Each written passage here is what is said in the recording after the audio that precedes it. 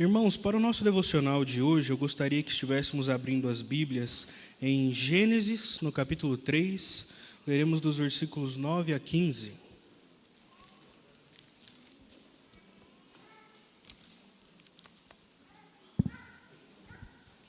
Gênesis 3, um texto muito conhecido, porque relata aquilo que Deus fala com o homem logo após o pecado.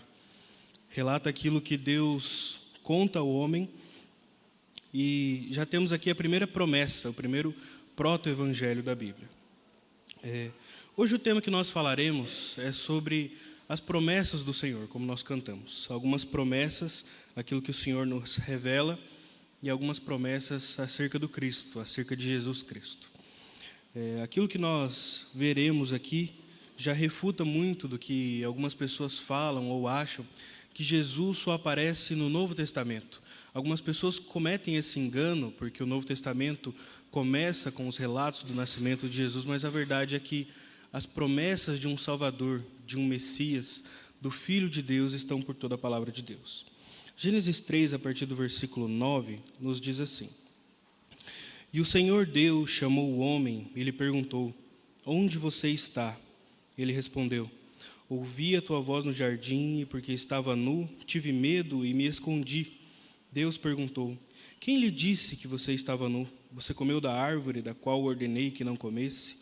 Então o homem disse: A mulher que me deste para estar comigo, ela me deu da árvore e eu comi. Então o Senhor Deus disse à mulher: Que é isso que você fez? A mulher respondeu: A serpente me enganou e eu comi. Então o Senhor Deus disse à serpente: Por causa do que você fez, você é maldita entre todos os animais domésticos e entre todos os animais selvagens. Você rastejará sobre o seu ventre e comerá pó todos os dias da sua vida. Porém inimizade entre você e a mulher, entre a sua descendência e o descendente dela. Este lhe ferirá a cabeça e você lhe ferirá o calcanhar. Nós temos aqui a primeira repreensão de Deus, aquilo que ele vai falar com a humanidade logo depois deles terem pecado. Vocês concordam que é um momento de exortação, é um momento de condenação em certo sentido, onde Deus vai falar: olha, a única coisa que eu pedi para que vocês não fizessem, vocês fizeram. Podiam comer de todas as árvores, só não podiam dessa, e vocês pecaram. Mas há um elemento diferente aqui nessa exortação, um elemento diferente nessa repreensão, no final do versículo 15. Porém, inimizade entre você e a mulher, isso falando como a serpente e a humanidade, colocando essa inimizade. Nós temos no final do versículo: Este lhe ferirá a cabeça e você lhe ferirá o calcanhar. Aqui nós temos o primeiro proto-evangelho, a primeira promessa que aponta para um descendente da mulher que pisaria a cabeça da serpente. Talvez a gente pense que esse não era o momento de dar uma promessa tão grandiosa, talvez não era o momento de trazer uma bênção tão gigantesca, mas isso aqui não diz respeito ao que os humanos fizeram, isso aqui diz respeito ao caráter de Deus. O nosso Deus é um Deus rico em perdoar.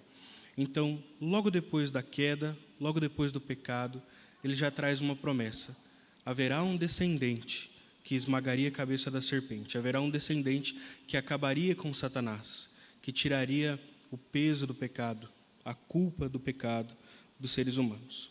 Uma promessa rápida, que vem logo após o pecado, e uma promessa graciosa. E uma promessa que nós já conhecemos o cumprimento dela, nós já sabemos onde ela se cumpriu.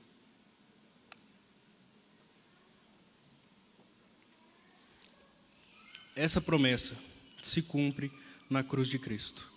O descendente da mulher esmaga a cabeça da serpente, é ferido sim em seu calcanhar, morrendo, mas ele ressuscita, trazendo a nossa salvação. A Bíblia em todos os momentos demonstra que Deus é um Deus que promete, Deus é um Deus gracioso, que se revela. Ele não tinha essa necessidade. Alguns perguntam por que Deus cria o mundo, por que ele faz a criação, se ele precisava, se ele se sentia sozinho, mas nada disso é verdade. Deus nos cria, toda a criação e a humanidade, para que ele compartilhe da sua glória, para que ele compartilhe da sua presença, para que ele mostre o quanto ele é bondoso e gracioso. E depois dessa promessa, Deus não fica quieto, ele não fica em silêncio, ele não fica sem se relacionar, mas ele continua se relacionando com a humanidade. Ele sempre vai atrás. Como nós vemos na história do filho pródigo, Deus é o Pai que corre atrás. Nós temos uma outra promessa em Abraão, em Gênesis 12, do 1 ao 3, onde Deus fala para Abraão: saia da sua terra, da sua parentela, da casa do seu pai, e vá para a terra que lhe mostrarei. Farei de você uma grande nação e o abençoarei e engrandecerei o seu nome, seja uma bênção. E a promessa no versículo 3: abençoarei aqueles que o abençoarem e amaldiçoarei aqueles que o amaldiçoar. Em você serão benditas todas as famílias da terra. Temos aqui uma nova promessa. Em Abraão, Deus reafirma o seu pacto, reafirma o seu agir sempre em direção à humanidade e faz uma promessa, que em Abraão seriam benditas todas as famílias da terra. E nós conseguimos ver o cumprimento dessa promessa. É só olhar para a pessoa que está ao lado, no banco. Nós estamos completamente distantes de onde essa promessa foi feita.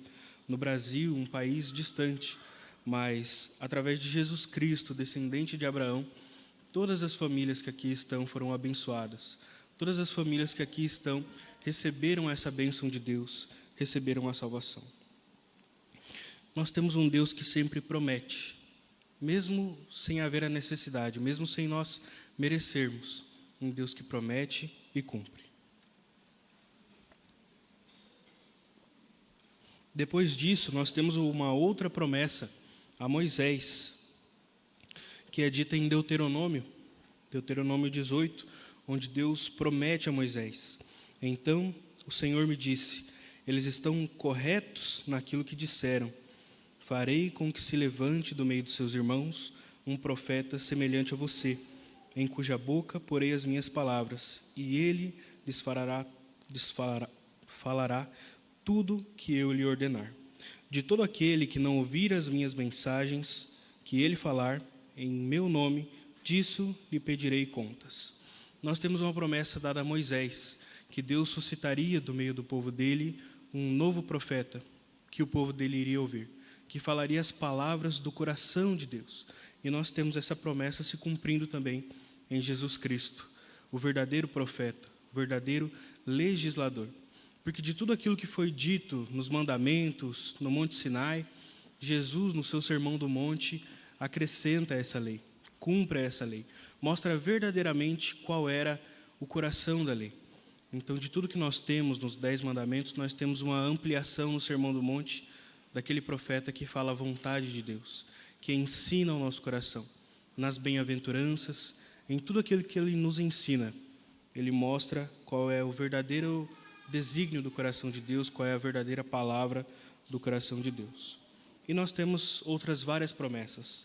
A Davi, nós temos a promessa de um descendente que reinaria para sempre, que o seu reino seria estabelecido para sempre. E esse descendente é Jesus, cuja ressurreição estabelece ele no trono para todo sempre. Nos profetas, nós temos várias profecias, várias mensagens acerca de Jesus Cristo, que são todas cumpridas, e que lendo a Bíblia nós encontramos o seu cumprimento.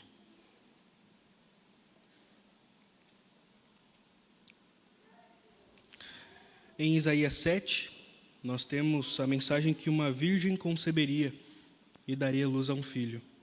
E essa promessa se cumpre no nascimento virginal através de Maria. Em Isaías 53, nós temos a promessa de que as nossas enfermidades e dores seriam levadas por Cristo, pelo servo sofredor no madeiro. E todas essas promessas foram cumpridas. Nós temos um Deus que promete, que fala, que se relaciona com os seres humanos, que, mesmo sem nós merecermos, revela a palavra dele a nós, revela o amor dele a nós e se relaciona com cada um de nós. Isso deve nos levar a duas posturas em conta dessas promessas, em conta de um Deus que promete. Primeiro, é gratidão por aquilo que ele tem feito. É um coração grato, um coração que adora o Senhor pelas promessas que ele tem feito, pelas promessas que ele tem cumprido. Porque em toda a eternidade, em todas essas promessas, em tudo aquilo que nós lemos em Gênesis, Êxodo, Levítico, nos profetas, no Novo Testamento, Tudo isso o Senhor tem cumprido na história do mundo e na vida de cada um de nós. E a segunda postura, a partir do momento que todas as promessas que Deus fez, Ele tem cumprido, é acreditar nas próximas promessas dEle. Em tudo aquilo que a Bíblia fala que Ele fará, em tudo aquilo que a Bíblia revela que Ele estará cuidando de nós. E se for para separar uma promessa aqui, eu gostaria que os irmãos abrissem as Bíblias no livro de Apocalipse, no capítulo 7, no versículo 17. Apocalipse 7, no versículo 17. Temos uma promessa que acho que é muito renovadora para os nossos dias. Pois o Cordeiro, no versículo 17. Pois o Cordeiro que está no meio do trono os apacentará e os guiará para as fontes da água da vida, e Deus lhes enxugará dos olhos toda lágrima.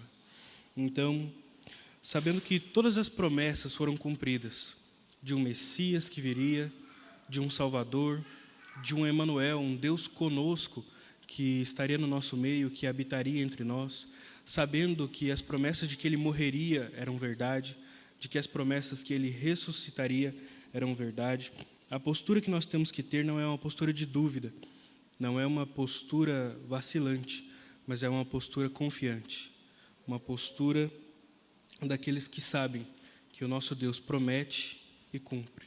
Então essa promessa de que o Cordeiro estará no trono e apacentará cada um de nós e enxugará dos nossos olhos toda lágrima, deve sondar o nosso coração também.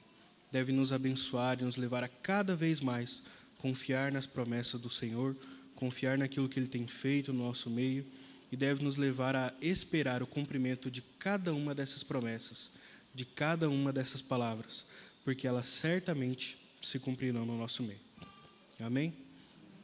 Vamos orar para finalizar o nosso momento de devocional, agradecendo por aquilo que o Senhor tem feito. Senhor, nosso Deus, nosso Pai, pedimos que abençoe, ó Senhor, o nosso dia para a Tua glória. Abençoe o momento da Escola Bíblica Dominical, pedimos que abençoe também o momento mais tarde que teremos, ó Senhor, o culto noturno, e que o nosso dia, ó Senhor, seja um dia de descanso, voltado para a Tua glória, voltado para o Senhor. Que estejamos refletindo na Tua palavra, que estejamos buscando a Tua face nesse dia, que não fiquemos, ó Senhor, ansiosos com outras coisas, preocupados com o que acontecerá na próxima semana, ou o que teremos que fazer, ou com o fim do ano que se aproxima, nem com aquilo que o próximo ano trará, mas que confiemos no Senhor e nas suas promessas. Em nome de Jesus, é aquilo que pedimos e agradecemos. Amém. Gostaria de passar a palavra à superintendente para